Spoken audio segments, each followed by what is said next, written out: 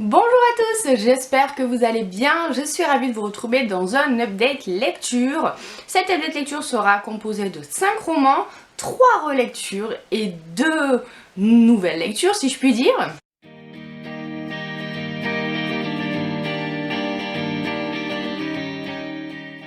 Pour les relectures, je me permets d'en parler assez longuement comme si c'était de nouvelles lectures, tout simplement parce qu'en fait, je ne les ai jamais réellement chroniquées sur cette chaîne. Donc je me dis que même si ce sont des vieilleries, mon avis reste toujours d'actualité. Et donc pour commencer, je vais vous parler du tome 1 et du tome 2 des Ombres de la Nuit. J'ai enfin trouvé le temps de me replonger dans ma série chouchou de romance paranormale de tous les temps.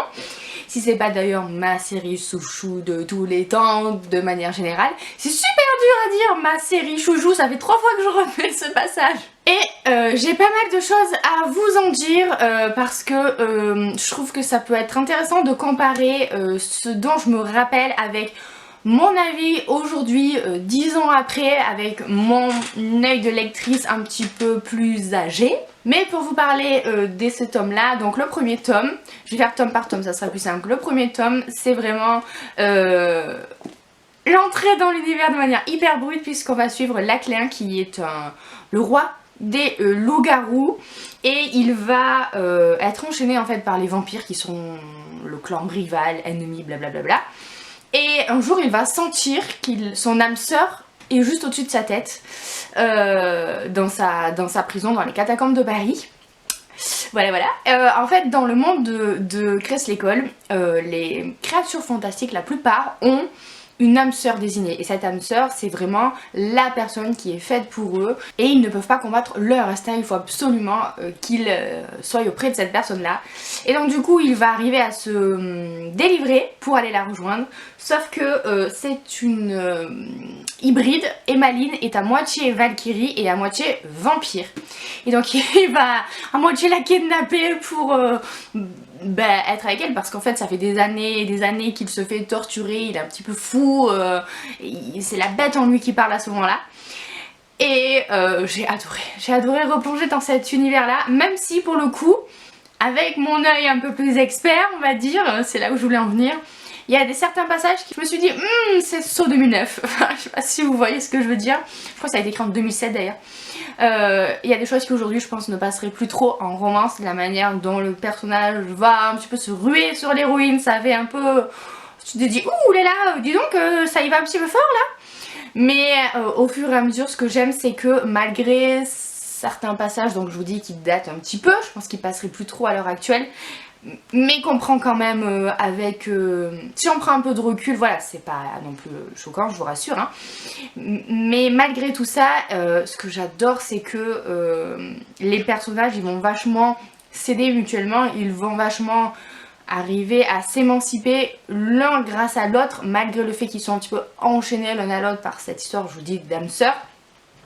Et même si le héros il est hyper macho, tout ça, très mal alpha quoi, c'est pas pour autant que elle, grâce à lui, elle va pas arriver à s'émanciper. Au contraire, elle va trouver la force grâce à tout ça de devenir plus forte, alors qu'au début c'est vraiment une créature qui a peur de tout. Et c'est génial, voilà. Donc ne vous laissez pas rebuter si vous voulez démarrer cette série par les premiers chapitres qui font très waouh, what the fuck là, c'est quoi cette relation un petit peu dominant-dominé, etc. Non, ça va beaucoup plus loin que ça. Et puis l'univers quoi, l'univers, les personnages qui gravitent autour, que tu vois comme ça et que tu sais qu'après tu vas les retrouver dans les tomes d'après, tout ça, ça donne juste envie de continuer la série. C'est pour ça que j'ai craqué et qu'ensuite je me suis ruée sur le tome 2 qui est un de mes préférés, avec le tome 6 et le tome 10 je crois, je sais plus. Enfin en tout cas j'aime vraiment beaucoup parce que là c'est l'inverse. Autant dans le tome 1 on a un mâle alpha et une nana qui va apprendre petit à petit à se rebeller, autant là on a la Valkyrie tueuse de vampires qui est hyper badass, qui ne ressent plus rien parce qu'elle a subi une malédiction, mais elle trouve que c'est une bénédiction pour ne plus ressentir aucune émotion, et elle va tomber sur Sébastien qui est un vampire qui lui est cloîtré dans son château, je sais plus, en Estonie ou je sais plus où, parce qu'en fait il a juste pas choisi d'être un vampire et il le vit très mal. qui se laisse un petit peu mourir quoi, même si c'est pas possible, vous comprenez ce que je veux dire. Et elle va tomber sur lui et en fait les vampires ont la particularité eux que quand ils croisent leur âme sœur, ils s'animent, c'est-à-dire que leur cœur se remet à battre. Donc elle va capter ça et elle va pas arriver à le tuer et ils vont se lancer tous les deux dans une quête. C'est une quête qui réunit plein de créatures fantastiques, plein de créatures surnaturelles où il y a un énorme prix à la clé, c'est organisé par une déesse. Et là on va croiser plein d'autres personnages des tomes suivants. Et en fait lui il va, pour essayer de lui faire la cour un petit peu, essayer de lui faire gagner les épreuves et tout ça, alors qu'elle elle le veut pas quoi, c'est juste une sangsue pour elle. Et c'est trop bien, voilà, vraiment c'est différent du premier tome. Je dirais que celui-ci est un peu mieux parce que je préfère les personnages, mais c'est tout aussi bien. Là on est dans de l'aventure, ils font le tour du monde pour essayer de résoudre les énigmes, les quêtes, etc. C'est génial, voilà, franchement c'est génial. Et là pour le coup j'ai ressenti exactement ce que j'avais ressenti à la lecture, à ma première lecture, enfin ma première ou deuxième ou troisième, je ne sais plus, mais je sais plus la combien c'est celle-là. Mais bref, j'aime tellement d'amour cette série que j'ai hyper hâte de lire le tome 3 qui se passe en même temps que le tome 2 mais avec un autre couple. Et voilà, super contente d'avoir trouvé le temps de relire cette série qui est vraiment très chère à mon cœur. On va rester avec les relectures puisque je me suis aussi permise de relire le préquel d'une de mes séries historiques préférées, de romans historiques préférés. Il s'agit des Blessures du passé de Lisa Kleypas. Alors Lisa Kleypas, je pense que pour toutes celles qui lisent de la romance historique, il n'y a pas besoin de la présenter, c'est vraiment une des autrices à lire dans ce genre là. Et en fait les Blessures du passé se passent avant une de mes séries chouchou qui est La Ronde des saisons dont je vous ai déjà parlé il y a très longtemps. Et du coup je me suis dit que j'allais relire d'abord celui-ci que j'avais lu je crois en numérique à l'époque, que j'avais racheté en papier et que j'ai rangé dans ma bibliothèque, je ne sais plus où. Du coup je vous mets la photo mais je ne sais plus du tout où je l'ai mis. Je l'ai rangé tellement bien que je le retrouve plus, voilà, ça arrive des fois. Et donc celui-là, il va raconter l'histoire de deux amis d'enfance, une fille de conte et donc le garçon d'écurie en fait, qui ont passé toute leur enfance ensemble et forcément à l'adolescence, voilà, les sentiments naissent. Arrivé 18 ans, il se passe quelque chose entre eux, mais lui va devoir fuir le domaine familial et il va revenir des années plus tard pour un petit peu se venger. Je vous en dis pas plus mais bon voilà, il a beaucoup de rancœur envers l'héroïne et elle a un secret à lui cacher. Et donc quand ils vont se retrouver tellement d'années plus tard, il va y avoir évidemment plein de complications qui vont se nouer. C'est une très jolie histoire d'amour, vraiment. On a cet aspect où ils se connaissent par cœur, où ils arrivent à voir à travers les mensonges l'un de l'autre parce qu'ils se connaissent juste par cœur quoi, parce que ils ont passé la moitié de leur vie ensemble et que c'est pas 10 ans de séparation qui va faire que ils vont arriver à... que ça va être des inconnus l'un pour l'autre, vous voyez. Et c'est vraiment une très jolie histoire d'amour, très douce, un petit peu nostalgique, mais vraiment chouette. Et il y a une seconde aussi histoire d'amour qui est dans le récit, puisqu'on va avoir droit aussi à l'histoire de la sœur de l'héroïne qui va rencontrer le meilleur ami du héros. Et ça aussi c'était vraiment mignon. C'est vraiment un chouette livre. Vraiment, je vous invite à lire si vous avez envie d'ailleurs de commencer la romance historique, ça peut être aussi une bonne option parce que c'est vraiment chouette, c'est très romantique, c'est une chouette lecture. Je continue avec les livres que j'ai pas en ma possession parce que celui-ci je l'ai prêté. J'ai lu pour rester dans l'ambiance de Halloween un petit peu Eggs que j'avais commencé je crois fin octobre et que j'ai poursuivi comme ça pendant le mois de novembre. Ouh là là, alors mon mari l'avait lu avant moi. Et je pense qu'il aurait dû me prévenir que ça faisait hyper peur et que c'était hyper glauque et violent. Pourtant j'ai lu des Stephen King, mais là j'ai trouvé qu'on était un cran au-dessus au niveau de la glauquerie et de la violence. C'est l'histoire d'une sorcière qui se balade dans un village depuis 350 ans, puisqu'elle a été brûlée vive par les habitants du village et du coup elle est... Non, elle n'a pas été brûlée vive, attendez. Bah non. Elle n'a pas été brûlée vive, on a brûlé ses enfants mais pas elle. Enfin bref, elle se balade dans le village comme ça avec les yeux et la bouche cousus. Et en fait, les gens qui habitent dans cette ville-là ne peuvent plus en partir, ne peuvent plus aller habiter ailleurs parce que à cause de cette malédiction qui règne sur la ville, à cause de la sorcière, si tu pars trop longtemps de la ville, bah, tu as des pensées suicidaires et du coup il se passe des choses horribles pour les gens qui s'en vont. Et la sorcière, donc du coup comme ça, bah, elle se balade dans le village, genre vous êtes la première scène c'est ça, une famille est à table en train de manger. Et puis ils te disent qu'il y a mamie qui est à côté. Et je dis mais c'est quoi ça mamie? Et en fait c'est la sorcière qui apparaît comme ça, hop là, dans les pièces. Et qui reste comme ça dans son coin à murmurer une sorte de malédiction. Mais comme elle a la bouche cousue on n'entend quasiment rien. Donc il faut pas s'approcher d'elle non plus. Et voilà, donc moi j'avais commencé à lire ça la nuit. Et puis je vais me coucher et je me suis imaginé la sorcière à mon chevet comme ça en train d'être comme ça à côté de mon lit. Et j'étais hyper flippée, du coup je ne l'ai lu qu'en journée ce livre. Ce qui fait que j'ai mis du temps à le lire parce que ouais ça m'a un petit peu fait flipper. On est vraiment dans quelque chose de très glauque parce que il y a un groupe d'adolescents qui en ont marre tout simplement de devoir garder ce secret. Ils savent qu'ils sont condamnés à rester dans cette ville toute leur vie et qu'ils vont essayer de faire des petites expériences sur la sorcière et tout ça va très très mal finir. On sait que c'est un de ces livres qui finit mal, c'est obligé. On le sait dès le début quoi. Et ça m'a mis très mal à l'aise parce que on est vraiment dans une ambiance où les habitants, au fur et à mesure que les choses tournent mal, bah, ils vont péter un câble, il n'y a pas d'autre mot. Et cette sorcière, on ne sait pas trop quoi en penser parce qu'en même temps, elle fait des choses horribles aux gens, mais en même temps, vu ce qu'on lui a fait subir, c'est compréhensible qu'elle aussi, elle soit devenue comme ça. Et c'est vraiment très sombre, c'est très noir. On a vraiment plein de personnages comme ça qui sont les habitants de la ville et qui font plein de choses très étranges aussi.